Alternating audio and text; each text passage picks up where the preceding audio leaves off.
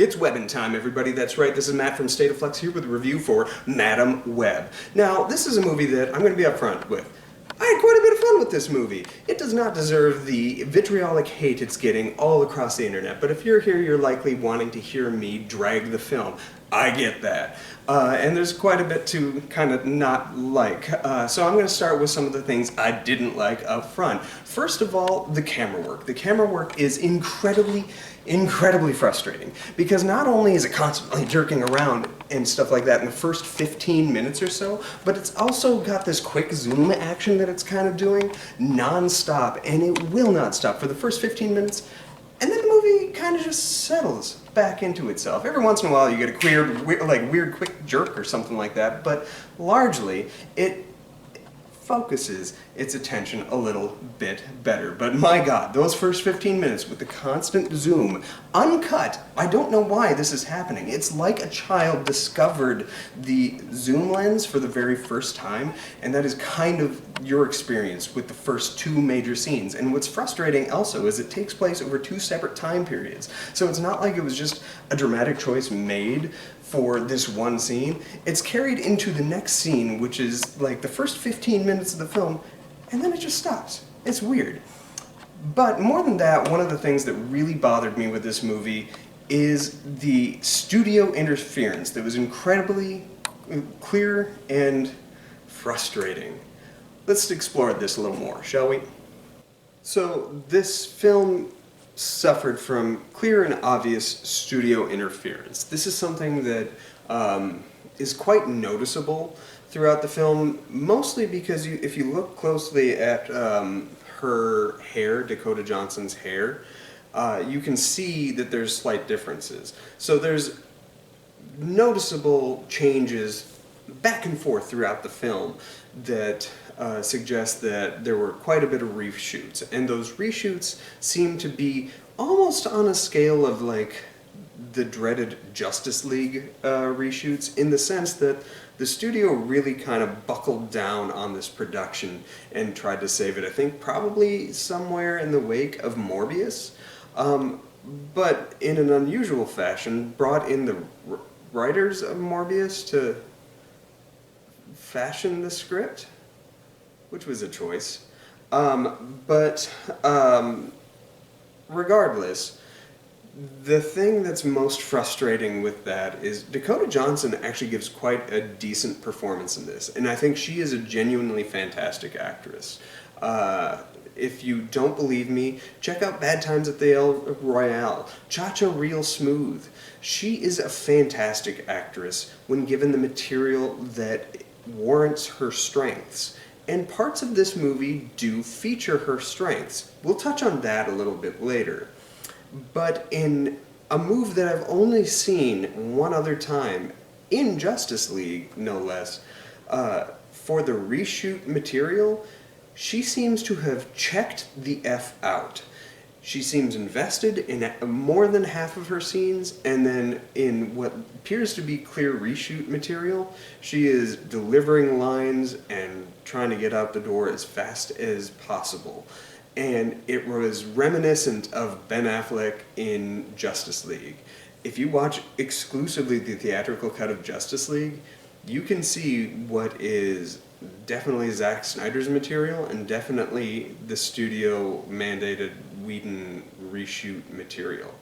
And it's noticeable because Affleck both physically looks a little different, he's a little more tan, and he just is not invested in the material at all. Even if that material might benefit the movie. It's somewhat similar here. There are scenes that seem like info dumps that seem to be reshoot stuff that, if performed adequately, may have like raised the film up a little bit. However, you can tell she's just like, I've done this. We did this in other scenes. You're trying to make a shorter, more concise movie. I get that, but she's just like, I'm not interested. We're going to circle back around to the Dakota Johnson of this all, because I do think she is one of the biggest strengths of the film in a weird way. But I think this is a good time to highlight the problem with studio coming in and trying to salvage a movie that isn't working. Now, I think there's strengths that can be discovered through this lens by doing stuff such as a studio coming in and trying to save their movie. But it feels incredibly artificial in this sense, and in the sense of all the Sony Spider properties that don't feature Spider-Man directly, because the artificiality is coming from the fact that they don't care about these characters and property, it seems like. They're just trying to withhold this from a competitor in the MCU. And that is their true reason for doing this. They don't have reverence for these characters so much. They may hire writers that actually do care, but at the end of the day, the studio is demonstrably proven in the past. Read the leaked emails from Amy Pascal and whatnot from 2014, just 10 years ago, that kind of highlight a lot of these issues. And I would have liked to have believed a studio would change. They changed enough in that they extended a hand to Kevin Feige, or rather, they accepted his extending hand on how to better suit a Spider-Man franchise for their studio. But what's obvious to me is they learned nothing. This is their fourth or fifth, depending on how you look at it, studio outing at trying a spin-off theatrical feature. They had weird success with Venom because for whatever reason, people seem to respond well to the Tom Hardy of it all, and seemed to like how he played the duality of that character. It wasn't for me. I think there's elements of that first Venom film that do work, but for me there was just enough there that didn't, that I couldn't find myself recommending Venom. They followed that up with Venom Dose, or Let There Be Carnage, or however you want to name that turd of a film, a turd that indeed floats in the wind, which I contest is the worst Marvel movie, full stop, ever. And I'm including Fantastic, I'm including Punisher, and I'm talking like the Dolph Lundgren Punisher, or the John Travolta Punisher with Thomas Jane, or the Punisher Warzone. I'm including the Ghost Riders in that. Venom Let There Be Carnage is a complete crapshoot of a movie. There is nothing good that works with that film. The fundamental premise of that film is that you have a hero, or a villain, who is allergic to sound, who teams up with a supervillain whose only superpower is to create excessive amounts of sound. On the fundamental level, that just does not work. And it starts bad, it ends bad, it is terrible. Then you have Morbius, which I think is a little better than a lot of people give it credit for. I think it's somewhere in the quality of that first Venom. However, I would say that neither of those three are good. None of them are particularly watchable, and that's shocking when you have a vampire movie that has a main character, the hero of your film, doing like a Hadouken of bats out of his hand to attack another vampire character. I don't know how that would have ended him. But it sounds like it should be the coolest thing in the world, and it just simply isn't, because the film doesn't sell the fun of it. This is the first one of the bunch that I think has a little bit of fun to be had. But we're verging into quality territory at this point, and that's not what you're here for. You want to hear me bash this film. So let's move on to one of the other criticisms that I've heard talked about. Shall we?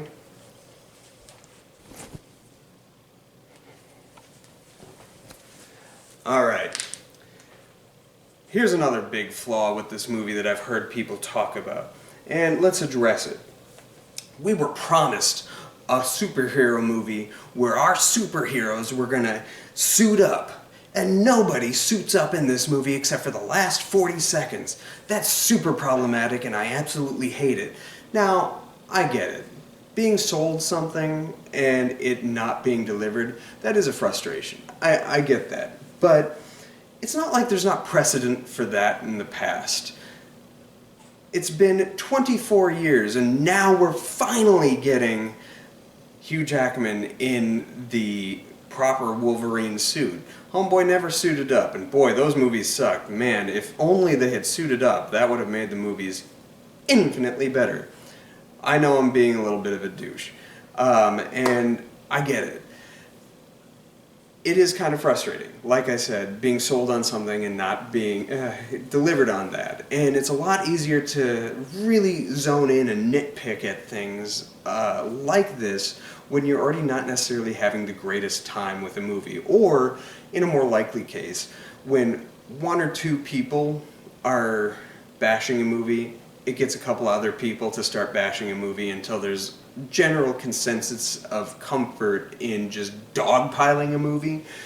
And that seems to be the case of this. People are absolutely dogpiling this movie, and now it's a little easy to do. It's not as good, or as some people would say elevated, as some of the other entries in the MCU, but I would also argue that this is probably the best superhero movie that I've seen in the theater since Guardians of the Galaxy 3, which was a genuinely fantastic movie.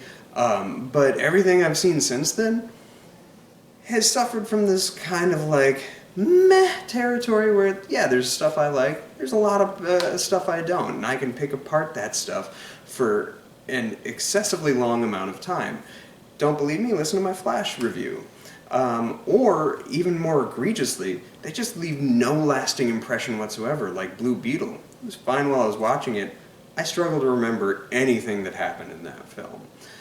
This, say what you will about it, sure, they don't suit up, and we're going to circle back around to that. I actually think that's kind of one of the positives of the film, personally. But, like, yeah, they don't suit up. I don't know where I was going with that, but it's not like the matters at the end of the day, really. The quality of a film shouldn't dictate on, like, the costume that they do or do not get into. I've heard that, like, how frustrating would it have been if Spiderman, the Sam Raimi movie, you watch the whole movie and he's never in the suit, like, you feel cheated. But at the same time, I raise you X-Men. They suit up in black suits, but it's certainly nothing at all like the colorful suits that any of the X-Men ever wore. And that's something that has carried through in almost all of the films. It's not until you had X-Men Apocalypse, which, again, isn't a particularly great movie, where you had the characters kind of looking somewhat resembling what they did in the comics, but even still, they did it by way of the Bryan Singer of it all. But we're getting unfocused again. This is the Madam Web Hate Tank Hour, so let's move on to some more things that we ought to hate, shall we? Alright, so the villain of this piece is genuinely not that good. I actually think I like the idea of the character and what they were going with for the film, but I am not in love with how it's executed, and I think it's largely because of the actor. The actor does not have an ounce of menace to him, and he just simply does not sell the villainy of the story. And that is frustrating to no end. And I'm not going to put the full onus of that on this actor. It had to have been impossible to sign on to one script, have that script taken away from you, be written by completely separate people, and then have a studio come in and try to fix and meddle things, which call for reshoots and stuff like that. Like, there's no way to get a handle on this character. And maybe he tried his best, not that it necessarily shows, but it certainly doesn't show, and the villain is the weakest aspect of the script, minus maybe some of the dialogue. And there is some definitely cringy dialogue. that is absolutely true. And it is hard to justify that. However, I do think it's one of those things that some of that cringy dialogue, which you can see that the actors themselves are cringing, like, in the scene, but they're also having a little bit of fun with it. And the fact that you can see that fun being had through them kind of leads me to believe that this is going to be kind of an underground movie that people put on at parties and stuff like that. And they will start by hate watching it, but it's going to create a kind of feel of reverence at some point. And if you don't believe me, look at the 2005 Fantastic Four and its sequel. People really, really did not like those when they first came out. I remember seeing that opening weekend and my friends and I were trashing on that film.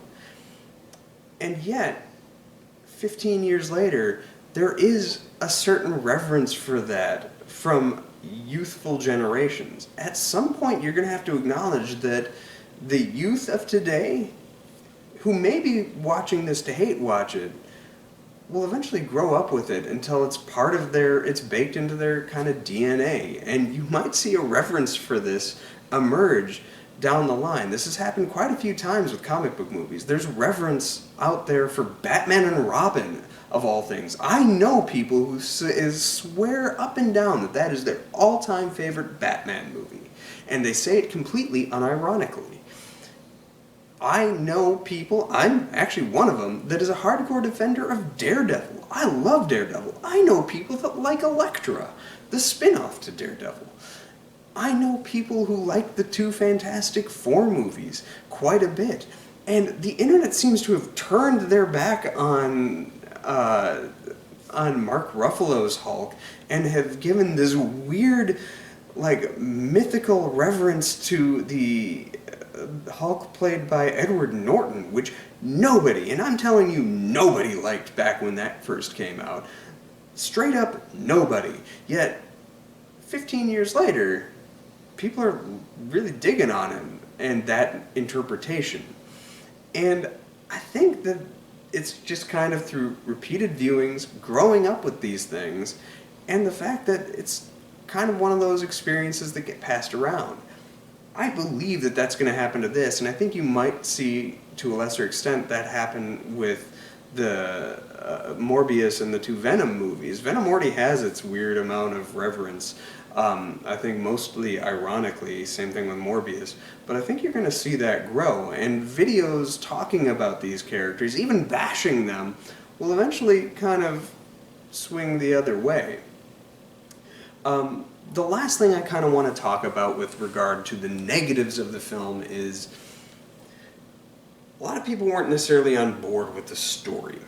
And the story does have some really strange story beats that really don't make sense. And I'm talking about, like, Dakota Johnson's character, Madam Webb, Cassandra Webb, dropping people that she's kidnapped, for want of a better word, off in the, like, woods of New Jersey, and is like, I'll be back in 3 hours, and then just leaves them when there's somebody who's wanting to kill them out there looking for them with surveillance everywhere. And then she kind of disappears, does her thing, comes back, and then they just kind of continue the story. And it happens a couple of times in the movie, weird little beats like that are frustrating. But I think people are also turned off with the idea of having, like, the Amazonian men who worship the spider and allow them to get bit by it, that they're like the spider men of the jungle. I think that there's a certain layer of, like, offensiveness maybe with that, but also I think there's it's just such an out there idea that it makes the magic of Peter Parker kind of disappear. And that's true. But it's also kind of something that I was compelled by. We're going to swing all the way back now to the positives. Let's do my Madam Web review right from this point forward. Let's go. It's Webbin time. Alright, I like this movie. I had fun with it. I had quite a bit of fun with it. I recognize it's not a great movie, but let's talk about what does work in this movie. First of all, as much as I was just kind of like attacking story beats and stuff like that, the overall story itself kind of worked for me. I like the notion that this movie puts forth of a superhero movie by way of Final Destination, a person's superpower that they can just see the scene directly ahead of them and kind of re-navigate to better fix that situation. As an intro to this character, that is interesting. And I was compelled by that, and I thought it was executed relatively well. Maybe not the camera work, but I like how it was done. And to be fair, I attacked the camera work pretty hardcore in the beginning, and there's some shoddy camera work all the way throughout, but really it's those first 15 minutes. There are actually some dynamic and interesting shots throughout the rest of the movie that I really quite liked. So I don't want you to come away with the impression that it's all dog shit all the time, because some of it actually is kind of interesting. I think there's far less interesting looking shots than there are bad shots. So that's pushing it that way. But I do want to clap back at what I said in the beginning a little bit. But I like the idea of Final Destination by way of superhero. I like the idea of a superhero origin story who has this magnetic, phenomenal, fascinating power that doesn't have the capacity to use that yet. This movie looks like it was actually trying to build something into a franchise, but doing it so a little more organically and not necessarily world building in the sense of like Zack Snyder's Batman versus Superman problems. It looked more like organic to me in the sense that this is a person with sort of muted powers. By the end of this story, which again seemed a little reshooty, you see more expansive powers going up against a villain who has the powers that she will eventually have. And I like that essentially you have a supervillain in this film trying to attack four women without superpowers who he knows because he can see in the webs of the future that connect them all, that they will have the power to take him down at some point. So they kind of Terminator us, and he is in the past seeing into the future what they are capable of and looking to stop them in advance. And so you have one character with muted abilities and three characters with no abilities yet who are trying to take down this evil Spider-Man. And that, to me, is a compelling film. I was invested all the way through. Is every scene really good? No. And some scenes are downright not. And there are moments in the film, especially due to poor dialogue, that I laughed out loud a little bit. But the point that I'm making here is I was having fun the whole way through. I never was sitting there like, ugh, there's how much time left? That never happened once. I did not have an interest in looking at my phone. I had no interest in looking away from the screen because I didn't know what I was going to miss. I keep saying it's Webbin time, and this is something that a lot of people keep saying as a way to like drag this movie a little bit, as if it's a line in the movie. And I've talked to several people. I work in a movie theater. I help to manage a movie theater, and I have talked to several of the staff members who are convinced that it's Webbin time is an actual line of dialogue in the movie. And people have seen the AI voice work done as Dakota Johnson saying that on the Tickety Talk and Reels and all that kind of stuff and spreading through Reddit and all the social media platforms. And it is simply not true. It is not there. It's just another way to diminish this movie's already poor reputation by putting something so horrifically dumb and passing it off as if this movie put that in there, and it didn't. So let's stop using that. I keep saying it to keep it in the forefront of your mind and also to kind of grab your attention.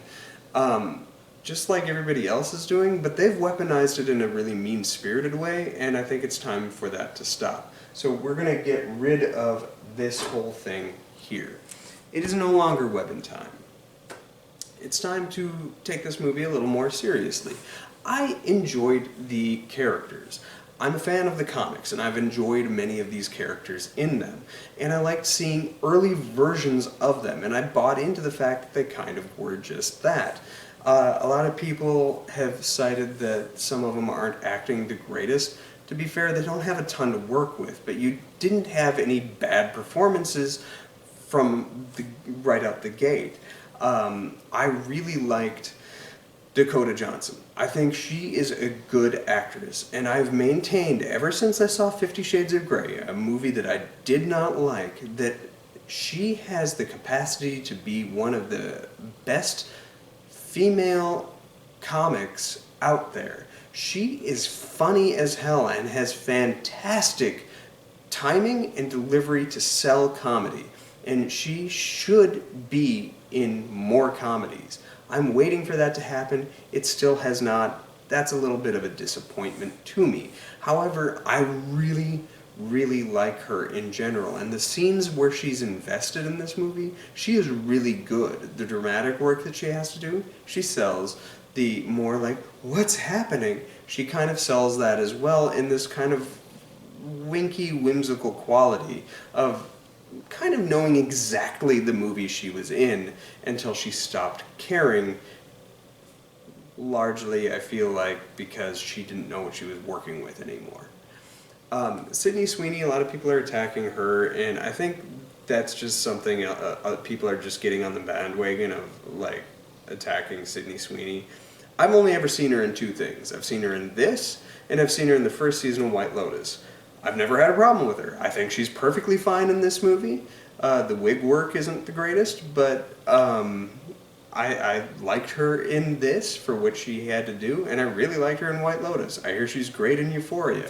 But everybody seems to be really, really against her all of a sudden. I don't get that. Isabela Merced is a phenomenal actress. I've really, really taken a liking to her ever since I saw that Dora movie from like 2019, where she played the live-action Dora the Explorer. She was captivating in that movie, so vibrant, and elevated that film. And she's been great in everything I've ever seen her in. I liked her. I was kind of hoping for a little more from her in this, because I do like that character in the comics, but she is solid in this, and I'm really looking forward to seeing what she's bringing in Superman Legacy with James Gunn. She is a genuine talent, and I want to see more of her. I wasn't familiar with the other actress, but who sort of rounds out the quartet, but she was really good in this movie, the sort of skateboard Spider-Woman. And like, I was also mostly unfamiliar with her character as well. My only experience with her really was in the Spider-Verse movies. But she sold it. She did really good. I wanted to spend more time with these characters. And I will say this as well. This is the most useful superhero movie ever made. In the sense that the movie stops for 60 whole seconds to teach you how to do CPR the correct way. And that was kind of interesting. If nothing else, I hope that people who have watched this learned something from that. That's not something you can say about pretty much any other movie I've ever seen that's a superhero film about helping the public. This movie actually may have taught people how to do that successfully. So there's that going for it too. But I liked the charm of the film, and I liked that they weren't costumed heroes. I mentioned that one of the things that people seem to be upset about is the promise that this was going to have the 4 Spider-Women in it, and then they don't do anything with that, and you just tease them in their suits, but you don't actually see them execute anything in their suits. that didn't bother me because it was different. And I think maybe that's the thing I liked about this movie in general. It was different. It may have been somewhat big and dumb, but at the end of the day, all of these movies are big and dumb. I love and can talk about the Avengers saga forever. I absolutely adore it, but I also have to acknowledge that it's big and dumb, and I think that's something that Joss Whedon was kind of good at pointing out. He even has Hawkeye stop and say that he's fighting an army of robots, and he's got bow and arrows. The whole thing is big and dumb. There's acknowledgement there. So why not have a little fun with it when you're given something like this? They don't need to be wholly self-serious. And the fact that this one has a notion that it's okay to smile and be big and campy is fine. I liked that. And it's not annoying like the Venom movies. I think more than anything, the Eddie Brock-Venom relationship annoyed me. And a lot of people liked the Tom Hardy of it all. I really didn't. But I had fun with this. So, I don't know. I had a good time. And this is a much better movie than its reputation is getting. I would put this on par with your, 2000s Fantastic Four movies, both of them. It's a little more on par with the quality of Rise of the Silver Surfer, if that means anything to you. Now, that's not saying that that's a great movie, but it sure as shit is watchable. And I think that's where I land on this. This was an infinitely watchable movie, one that I would not mind revisiting. One that I'm also kind of honestly disappointed that we're not going to see the characters come back in any kind of meaningful way. I liked seeing Madam Web at the end of it. That's something that I thought was interesting. This is a side little discussion. Madam Web in the comics is a character that's 75 years old. She's like this ancient woman. I know 75 isn't ancient, but look, whatever. She's this older woman who's blind and can see into the infinite webs of the future and stuff like that. And she's an interesting character. And when I heard they were making a Madam Web movie, I was like, that's interesting. I wonder who they're going to get to play her. And I was thinking Helen Mirren or something like that. And then when I heard Dakota Johnson, and I was like, now I know that 30s in Hollywood is ancient and geriatric, but that's pushing it. Because Dakota Johnson is by no means old, and she's quite lovely in the film. And but the way that they take the film and doing a super origin story, a period piece, because it's set in the 70s and then the early 2000s,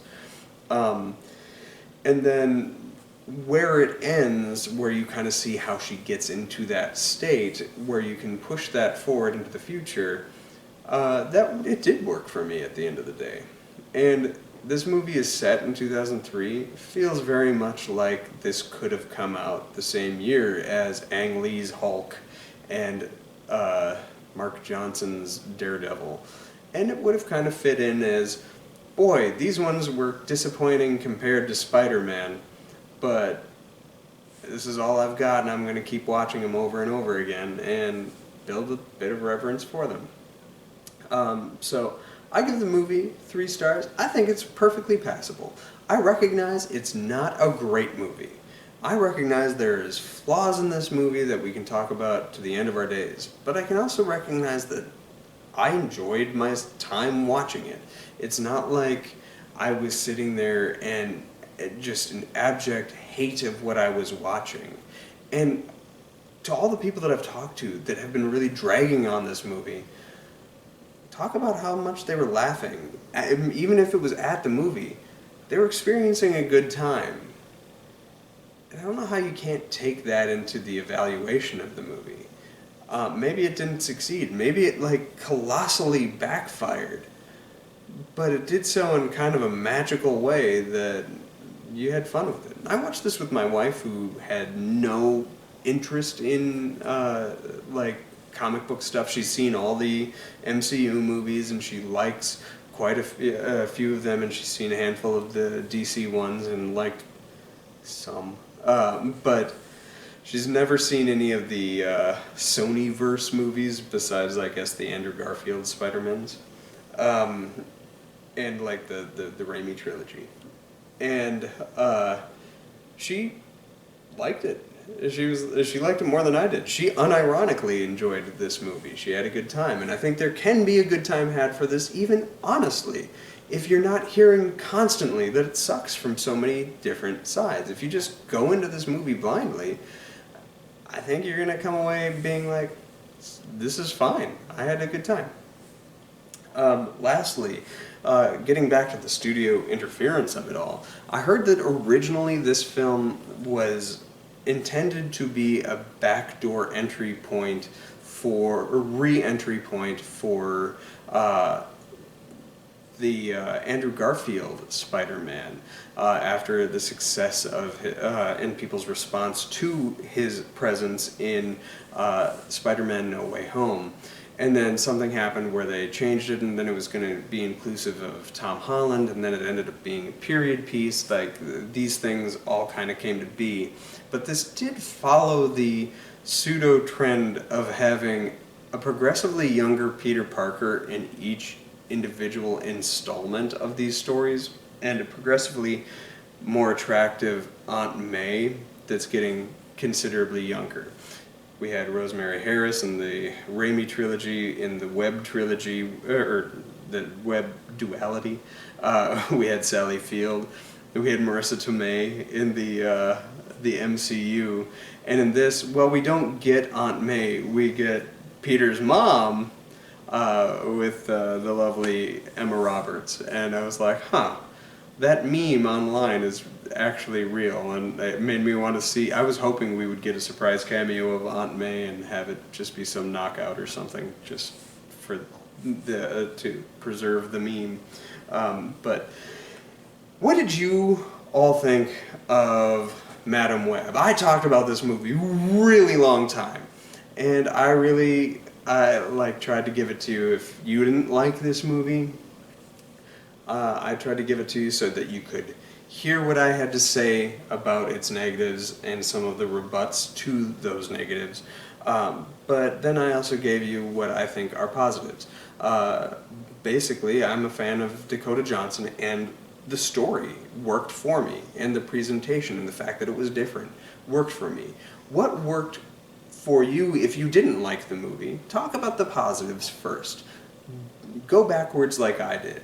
Because I like this movie and I started railing against it. So if you didn't like this movie, I want you to start with the positives. Give those to me. And then if you did like the movie, what kind of fell a little flat for you too?